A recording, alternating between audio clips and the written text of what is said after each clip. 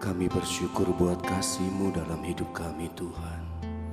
Kasih yang sempurna, kasih yang menyelamatkan setiap kami.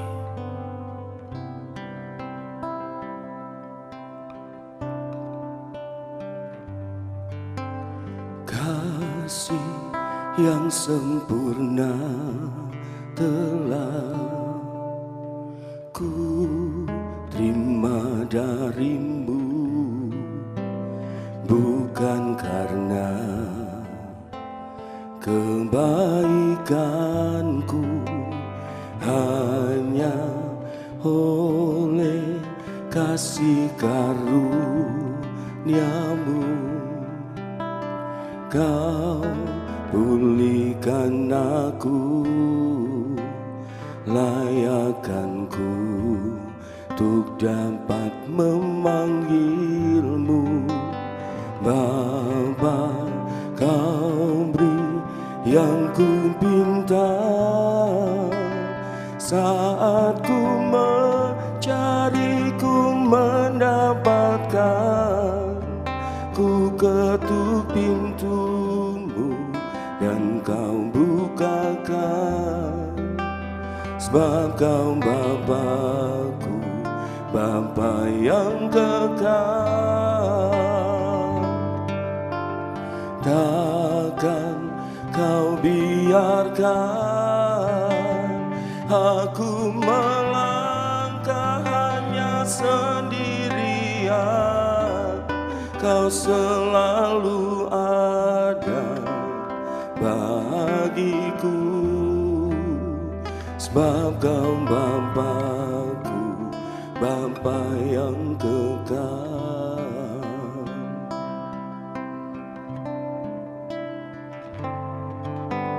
Kasih yang sempurna telah ku terima dari-Mu, bukan karena kebaikanku,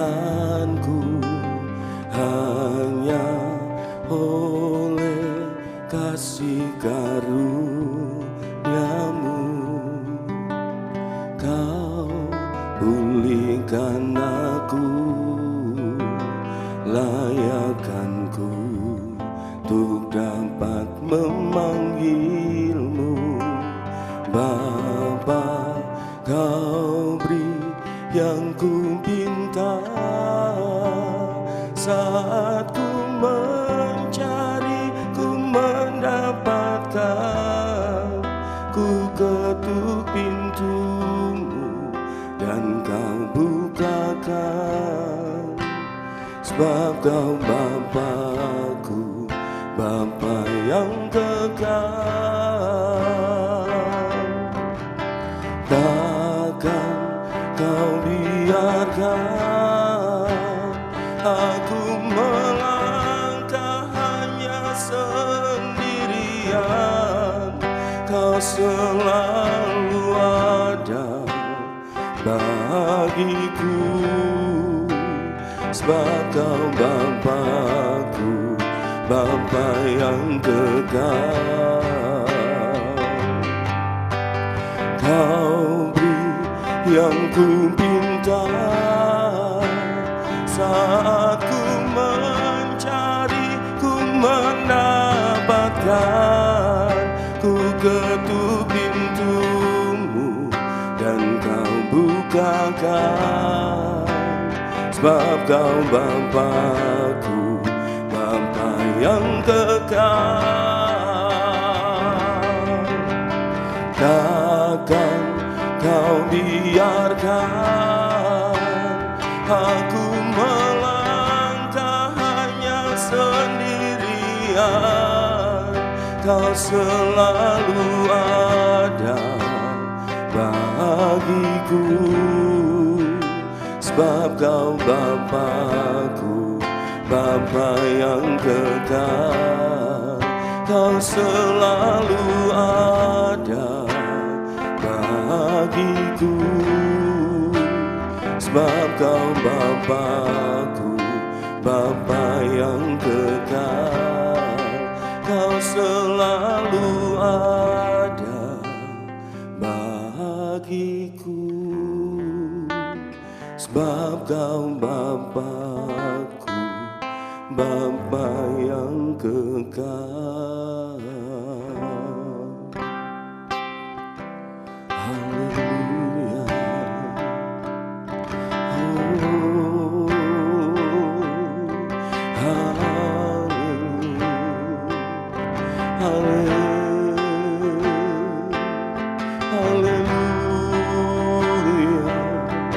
Indah dalammu, indah dalam menyaksikan namamu.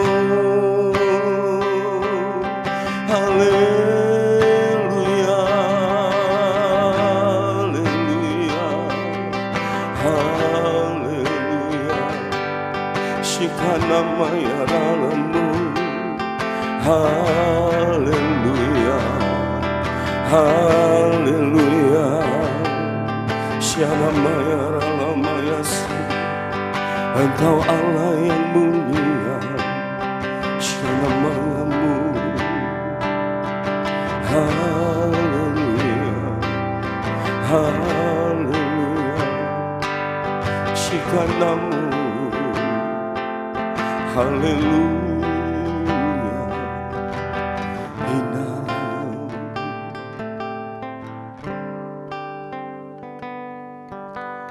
Kau beri yang ku pinta saat ku mencari, ku mendapatkan.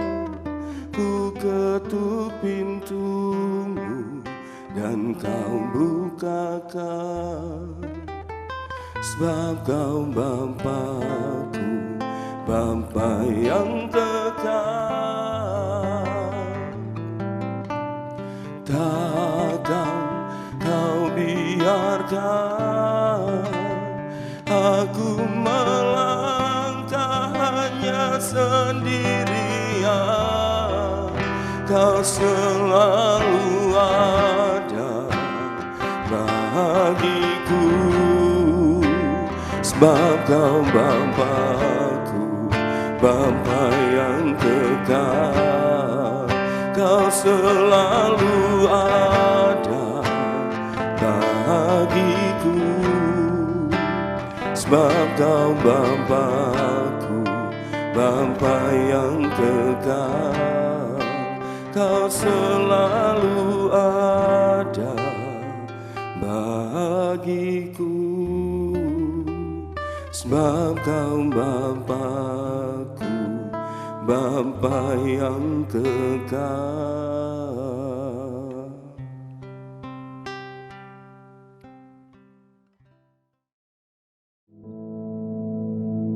Our Father, which art in heaven, hallowed be Thy name. Thy kingdom come, Thy will be done in earth as it is in heaven. Give us this day our daily bread, and forgive us our debts, as we forgive our debtors. And lead us not into temptation, but deliver us from evil. For Thine is the kingdom, and the power, and the glory, forever. Amen.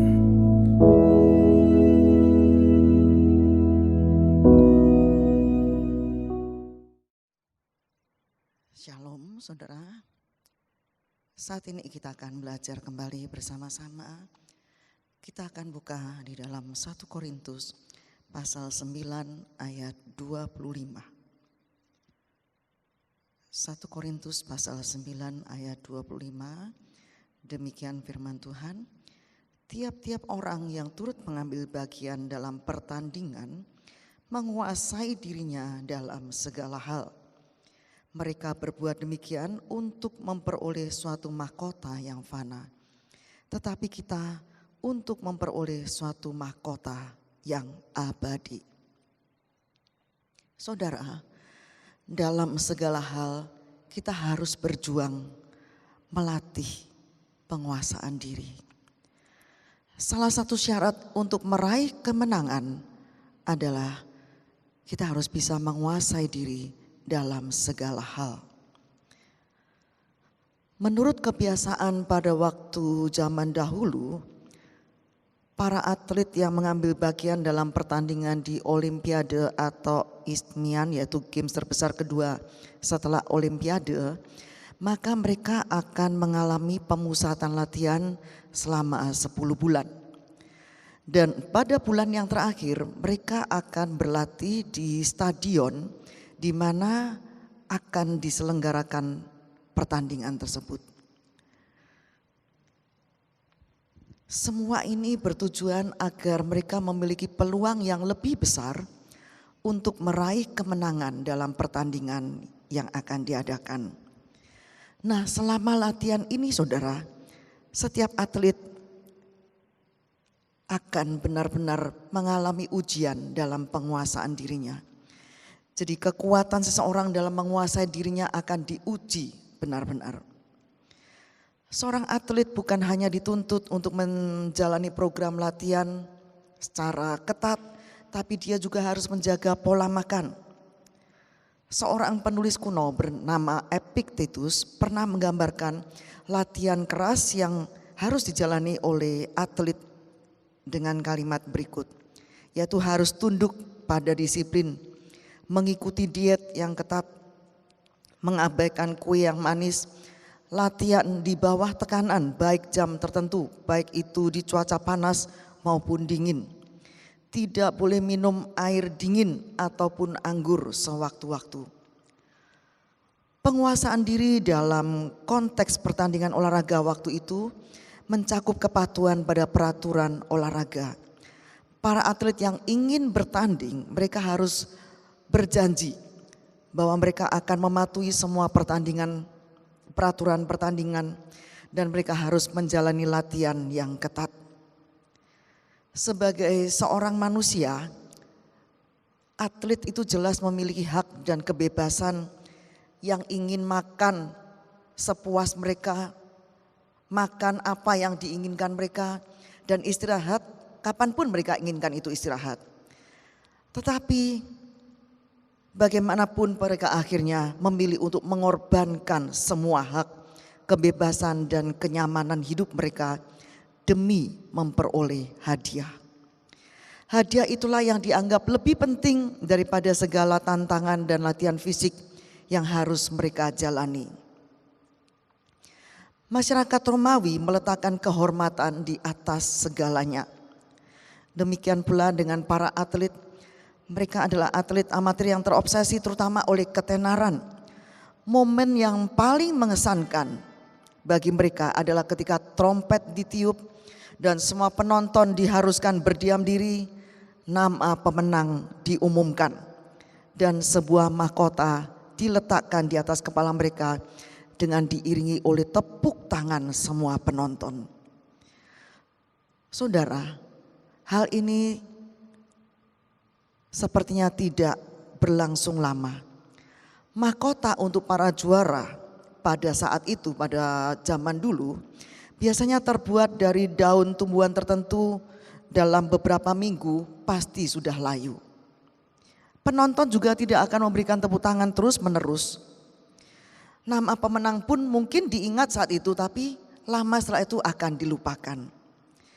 Berarti tidak ada nilai permanen dalam semua ini. Mahkota yang menanti orang percaya bukan hanya tahan lama, tetapi abadi.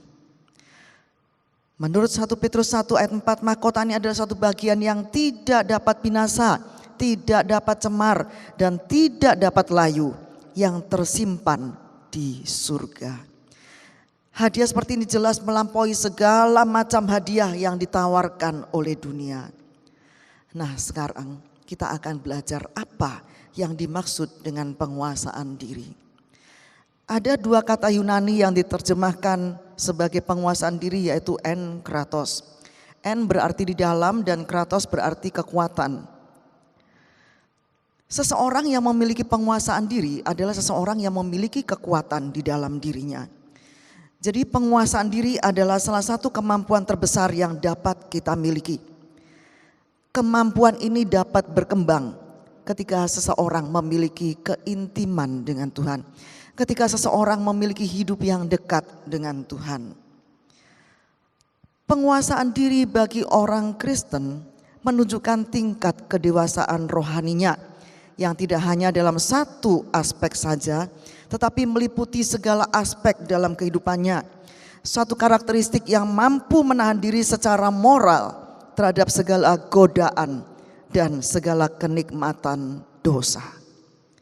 Kitab Amsal berkata dalam Amsal 25 ayat 28, orang yang tak dapat mengendalikan diri adalah seperti kota yang roboh temboknya. Kita tahu kota-kota pada zaman dahulu selalu dipagari dengan tembok yang tinggi, selalu dibentengi dengan tembok yang kuat, tinggi, tebal. Nah, bagaimana kalau tembok itu roboh, saudara? Maka perampok akan dengan mudahnya masuk ke kota itu. Binatang buas akan dengan mudahnya masuk ke kota itu. Bencana demi bencana akan terjadi. Demikian juga dengan kehidupan kita. Kalau kita tidak lagi memiliki penguasaan diri, maka iblis akan dengan mudah menyerang kehidupan kita. Penguasaan diri dan disiplin adalah satu kesatuan yang tidak terpisahkan. Paulus menggambarkan hidup sebagai arena pertandingan di mana kita harus berjuang dan bisa menguasai diri dalam segala hal agar dapat mencapai garis finish dan memperoleh hadiah yang disediakan.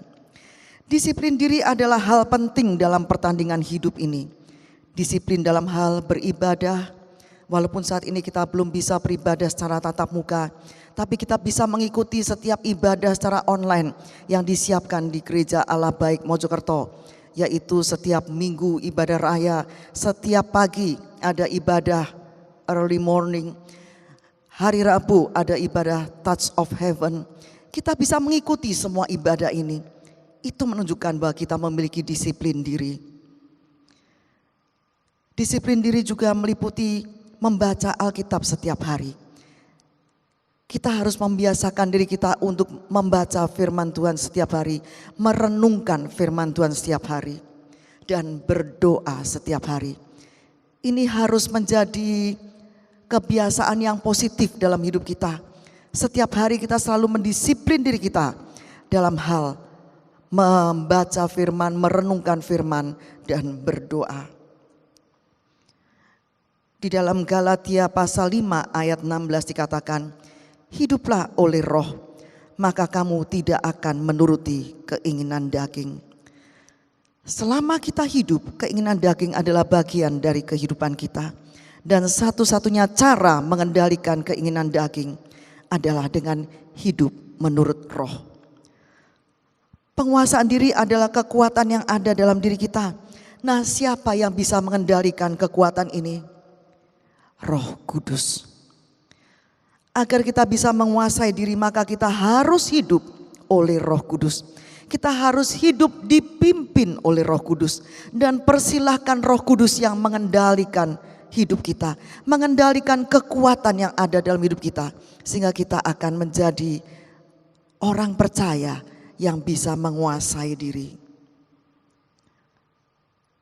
Saudara, Genghis Khan adalah sang panglima besar Mongolia pada zaman perang dahulu kala yang tersohor karena kemampuan perangnya. Kita mengenal nama Genghis Khan. Dia seorang panglima perang yang mampu mengalahkan ribuan musuh dan menjadi sangat terkenal. Namun pada kenyataannya Genghis Khan dikalahkan oleh musuh terbesar yang tidak terlihat secara kasat mata, yaitu dirinya sendiri. Sang panglima ini harus dikalahkan oleh dirinya sendiri karena telah membunuh sang raja wali kesayangannya yang setia kepadanya. Hanya karena sang raja wali ini menyambar pundi berisi air minum yang baru diambil dari air sungai yang akan diminum oleh Genghis Khan. Beberapa kali sang Raja Wali ini menyambar pundi-pundi yang berisi air minum, air sungai tadi yang akan diminumnya. Dan Genghis Khan tidak bisa menguasai diri. Dia tidak bisa mengalahkan musuh terbesar dalam dirinya. Akhirnya dia begitu marah dan dia mengambil pedang dan dia bunuh sang Raja Wali itu. Setelah Raja Wali ini mati, Genghis Khan berjalan menyusur sungai itu. Dan dia sampai pada mata air, dia ingin mengambil air untuk diminum. Dan betapa terkejutnya Genghis Khan ketika sampai di mata air itu, dia melihat ada sosok manusia, bangkai manusia yang sudah membusuk. Barulah Genghis Khan sadar bahwa Raja Wali ini tadi ingin melindungi dirinya dari air yang sudah tercemar. Saat itu Genghis Khan menyesali apa yang sudah dilakukannya, tapi terlambat sudah karena Raja Wali itu sudah mati. Saudara, Rasul Paulus mengingatkan kita bahwa salah satu buah roh adalah pengendalian diri, penguasaan diri. Itu bisa kita baca dalam Galatia pasal 5 ayat 23. Di sana diterjemahkan dari kata enkratia. Enkratia berarti kemampuan diri untuk menguasai dan mengendalikan diri sedemikian rupa sehingga kita tidak membiarkan diri kita ini terbawa oleh perasaan dan tindakan yang tidak terkendali. Saudara, apabila kita tidak dapat menguasai diri, maka kita akan jatuh ke dalam berbagai perbuatan dosa. Kita akan menjadi manusia yang kasar dan liar tindakannya. Oleh sebab itu dalam 2 Timotius pasal 4 ayat 5 dikatakan, kuasailah dirimu dalam segala hal. Kuasailah dirimu dalam segala hal. Titus 2 ayat 6 dikatakan supaya mereka menguasai diri dalam segala hal. Kita harus belajar menguasai diri dalam segala hal. Kita minta Roh Kudus untuk mengendalikan hidup kita, mengendalikan kekuatan yang ada dalam hidup kita, sehingga kita bisa menjadi anak-anak Tuhan yang bisa menguasai diri dalam segala hal. Baik dalam pikiran kita, baik dalam ucapan kita. Tidak sampai terucap kata-kata yang kasar, kata-kata yang kotor, kata-kata yang menyakitkan. Perbuatan kita juga, kalau kita bisa menguasai diri, kita tidak sampai jatuh dalam perbuatan dosa. Tapi kita bisa tetap berjalan di atas kebenaran firman Tuhan. Mintalah Roh Kudus untuk memenuhi hidup kita setiap hari. Untuk menguasai, mengendalikan seluruh kehidupan kita. Sehingga kita bisa hidup dalam penguasaan diri. Kita bisa hidup dalam ketaatan akan firman Tuhan. Sehingga kita tidak sampai melakukan perbuatan dosa, perbuatan daging yang selalu menjadi bagian dalam hidup kita. Tapi kita bisa menguasai diri kita. Kita bisa menjauhi semua perbuatan dosa. Kita bisa menjauhi semua perbuatan yang tidak berkenan di hadapan Tuhan. Karena ada Roh Kudus dalam hidup kita yang mengendalikan hidup kita, yang menguasai diri kita. Dan kita bisa memiliki buah roh penguasaan diri. Saudara, kita harus menguasai diri dalam segala hal. Dan itu bisa terjadi kalau Roh Kudus kita persilakan menguasai hidup kita setiap hari, memenuhi hidup kita setiap hari, mengendalikan hidup kita setiap hari. Sehingga kita terhindar dari perbuatan dosa dan kita bisa hidup menurut kebenaran firman Tuhan. Kita bisa hidup dalam ketaatan akan firman Tuhan. Kita bisa hidup menyenangkan hati Tuhan. Dan hidup kita bisa menjadi berkat bagi semua orang. Apabila hidup kita dipimpin oleh Roh Kudus, kita akan dibawa untuk hidup taat akan firman-Nya. Kita akan bisa menguasai diri kita. Kita akan bisa mengalahkan musuh terbesar dari kita, yaitu diri kita sendiri.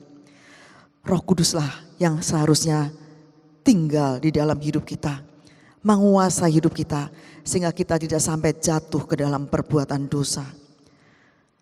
Roh Kuduslah yang harusnya menolong kita ketika kita bertempur melawan segala macam bentuk godaan, dosa, dan kedagingan. Jadi bukan oleh karena upaya kekuatan kita sendiri, tapi karena kekuatan Roh Kudus yang berhasil mengendalikan seluruh kehidupan kita. Jadilah orang percaya yang bisa menguasai diri dalam segala hal. Amin. Mari kita berdoa.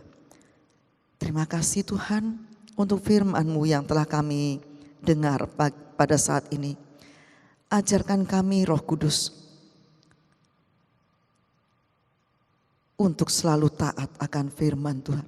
Penuhi kami Roh Kudus, kendalikan hidup kami, kendalikan kekuatan yang ada dalam hidup kami, yaitu agar kami bisa menguasai diri kami dalam segala hal, sehingga kami tidak sampai terjatuh dalam berbagai perbuatan dosa. Kami tidak akan mudah tergoda oleh godaan-godaan yang ada di dunia ini, tapi kami bisa tetap berjalan di atas kebenaran firman-Mu. Pegang tangan kami, tuntun hidup kami Roh Kudus, kendalikan hidup kami Roh Kudus, supaya kami boleh menguasai diri dalam segala hal, sehingga hidup kami boleh selalu menyenangkan hati-Mu dan berkenan di hadapan-Mu. Terima kasih Tuhan, kami percaya sepanjang hari ini kami hidup dalam perlindungan-Mu. Kami dibuat berhasil apapun yang kami lakukan Tuhan, dan kami selalu hidup sehat, diberkati secara luar biasa. Dan bela berkat dari Bapa, kasih Yesus Kristus dan persekutuan Roh Kudus menyertai saudara semua sampai Maranatha, Yesus datang kembali. Dalam nama Yesus Kristus. Haleluya. Amin.